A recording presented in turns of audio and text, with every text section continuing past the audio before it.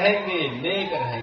बटे थे तो कटे थे, अब एक रहेंगे तो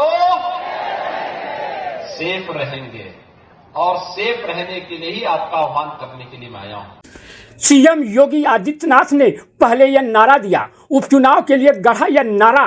सीएम योगी ने बटोगे तो कटोगे का नारा क्या दिया, वह वायरल हुआ। वायरल होते इसके मिलते जुलते नारे अब हर ओर गूंजने लगे। पूर्व सीएम अखिलेश यादव ने सीएम योगी के नारे पर कहा, दुनिया के इतिहास में कभी ऐसा नारा नहीं आया, बटोगे तो कटोगे। यह नारा वही अंग्रेजों से सीख कर आए हैं जिन्होंने कभी कहा था डिवाइड एंड रूल। और जो नारा दिया है इन्होंने, जो नारा दिया है, दुनिया में के इतिहास में कहीं इतना नेगेटिव नारा नहीं दिया होगा जो ये नेगेटिव नारा दिया है इन्होंने। ये दुनिया के इतिहास में कभी ऐसा नारा नहीं आया होगा कि बटोगे तो कटोगे। और ये नारा कहां से लेकर के आए? ये नारा वहीं से अंग्रेजों से सीख करके आए जिन्होंने कभी कहा था डिवाइड एंड रूल। डिवाइड का मतलब क्या होता है? डिवाइड का मतलब क्या है? वही है जो ये नारे में दे रहे हैं। ये जो डिवाइड एंड रूल वाले लोग हैं, ये उन्हीं अंग्रेजों के विचारवंशी हैं। प्रयागराज के छात्रों ने अब गढ़ा नया नारा, बटेंगे न हटेंगे। प्रयागराज के छात्रों ने लगाया ये नारा। आदित्यनाथ का बटोगे तो कटोगे का नारा क्या वायरल हुआ। इसके बाद तो यूपी में इस तरह के मिलते जुलते नारे हर ओर गूंजने लगे। कांग्रेस ने नारा निकाला, जुड़ेंगे तो बढ़ेंगे। अब प्रतियोगी छात्रों ने भी अपना एक नया नारा निकाल दिया है, बटेंगे न हटेंगे। उत्तर प्रदेश लोक सेवा आयोग के निर्णय पर हुए बवाल के बीच प्रतियोगी छात्रों ने भी अपना एक नया नारा गढ़ लिया है। बेमियादी धरने पर बैठे छात्रों का नारा है, न बटेंगे न हटेंगे। इस नारे वाले हजारों पर्चे छात्रों के बीच वितरित किए जा रहे हैं। छात्रों ने इस नारे के जरिए आयोग को संदेश भेजा, जब तक 2 दिन परीक्षा कराने और नॉर्मलाइजेशन निरस्त करने का नोटिस जारी नहीं किया जाएगा, तब तक छात्र धरना स्थल से हटने वाले नहीं हैं।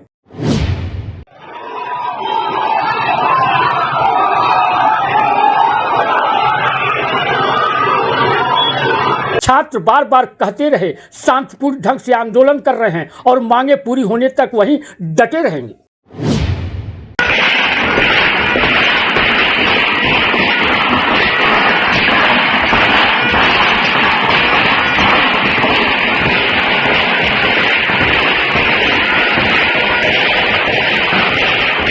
प्रदर्शन कर रहे छात्रों पर भी लाठीचार्ज किया गया। इसके बाद भी ये छात्र हटने का नाम नहीं ले रहे।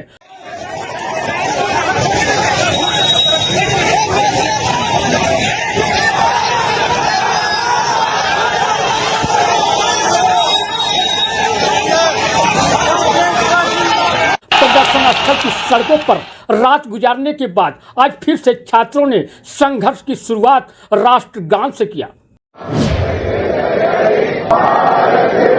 ये विधाता पंजाब सिंध गुजरात मराठा द्राविड़ उत्कल गंगा विंध्य हिमाचल यमुना गंगा उच्चल जलहि तरंगा। तब सुना में जागे तब सुहास समागे आए तब जय गाथा। जनगण मंगल दायक जय है भारत भाग्य विधाता। जय है जय है जय है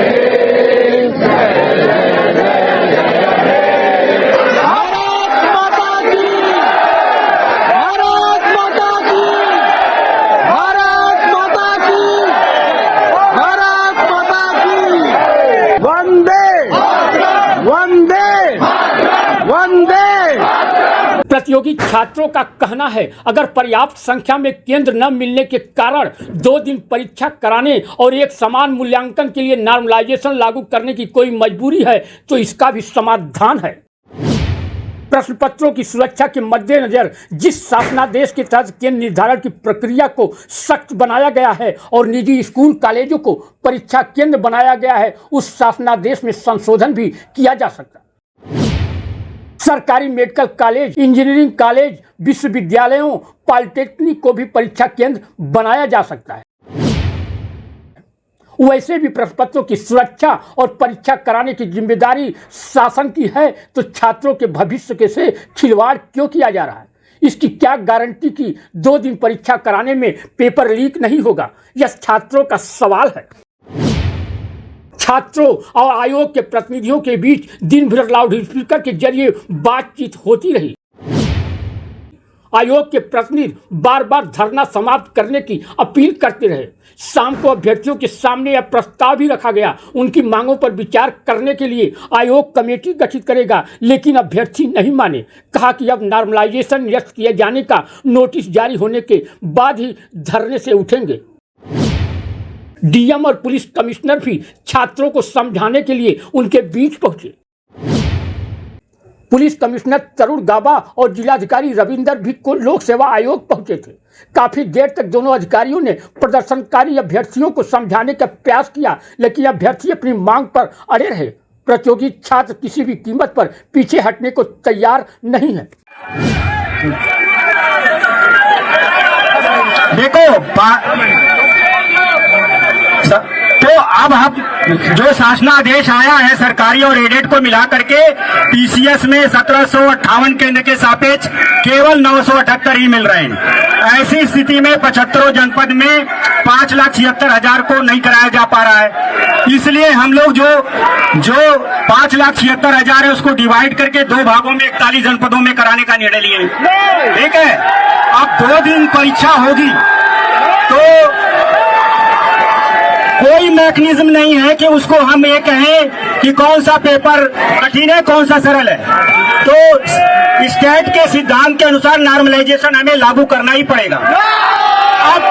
अब रही बात नॉर्मलाइजेशन की, तो नॉर्मलाइजेशन के हमारे सिद्धांत से अगर आपको लगता है कि ठीक नहीं है तो आप दे सकते हैं, उस पर आयोग विचार कर सकता है। नॉर्मलाइजेशन का आप बेहतर फार्मूला बताओ, हम अपने विशेषज्ञों के पास रखेंगे। अगर वो दूसरे चीज जो हम नॉर्मलाइजेशन लागू कर रहे हैं वो कंप्यूटर सिस्टम आधारित है, उसमें किसी मानवीय हस्तक्षेप नहीं है। तो हमारी आप सबसे यही अपील है कि आप अपनी भ्रम में न रहें, परीक्षा की तैयारी करें नियत दिनांक के लिए और परीक्षा दें। कृपया धन्यवाद। बात सुन लो। देखो, जब तक बात नहीं सुनोगे तब तक बात सुनिए, बात सुनना आवश्यक है। लोग चूज करो जो आप ही की बात करेंगे ना, आप ही के लोगों में से।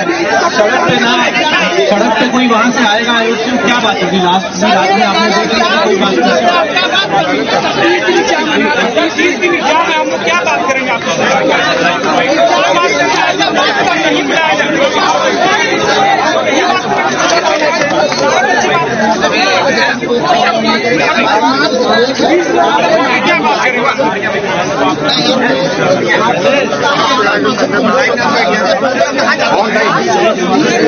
प्रतियोगी छात्र एक ही मांग पर अड़े हैं कि पीसीएस और आरओ प्रारंभिक परीक्षा एक ही दिन में कराई जाए।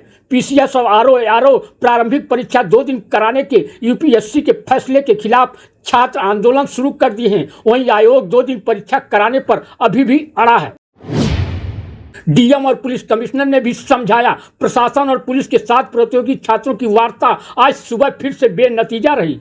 आयोग की तरफ से कोई संकेत न होने के कारण अधिकारी भी कुछ आश्वासन नहीं दे पा रहे। तो इसीलिए जब अभी इस बार का जो आपका पीसीएस के एग्जाम हो रहा है, 5.5 लाख छात्र उसमें है जो परीक्षाओं में जिन लोगों ने फॉर्म भरा है, और आरओ में 10.5 लाख 10,36,000 के आसपास छात्र हैं जिन्होंने फॉर्म भरा है। तो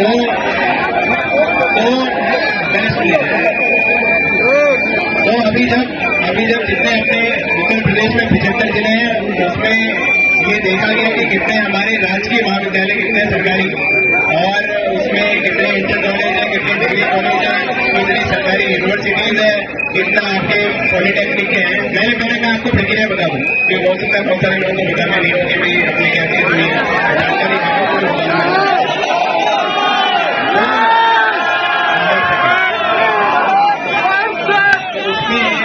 तो इसीलिए 5.5 लाख छात्र हैं और सेंटर इनको जो आवश्यकता थी वो 1758 केंद्रों की अगर एक दिन में परीक्षा कराई जाए, और चूंकि एक दिन में 1758 सरकारी हमारे पास विद्यालय महाविद्यालय पूरे यूपी में या जो आपके डिग्री कॉलेज या यूनिवर्सिटीज को मिला के उतने नहीं थे, तो इसीलिए जितने हमारे पास अवेलेबल थे उसमें 5.5 लाख छात्रों की एक साथ परीक्षा करना मुश्किल था, इसलिए वो 2 दिन में परीक्षा कराने का निर्णय वो लिया गया, ताकि कोई प्राइवेट कॉलेज को या प्राइवेट विद्यालय को परीक्षा केंद्र न बनाया जाए और केवल सरकारी विद्यालय, सरकारी कॉलेज या हमारे जो एडेड कॉलेज है वही परीक्षा केंद्र रहे। इसके पीछे का पूरा औचित्य ये है, और ये पूर्व में जो परीक्षा हुई थी उसका पेपर लीक हो गया था, छात्रों ने ये मांग सरकार से की थी, इसीलिए वो प्रक्रिया अपनाई गई। दूसरा जो विषय है नॉर्मलाइजेशन का, क्योंकि अगर 2 दिन में एग्जाम होगा तो उसमें पेपर अलग अलग होना ही होना है, इसलिए नॉर्मलाइजेशन की एक बात है। नॉर्मलाइजेशन के प्रयागराज में संघ लोक सेवा आयोग के कार्यालय के बाहर कल से ही आंदोलन कर रहे प्रतियोगी छात्रों से बातचीत की डीएम और पुलिस कमिश्नर तरुण गाबा भी फिर पहुंचे। छात्र चाहते हैं कि परीक्षा 2 दिन न हो, सरलीकरण भी न हो।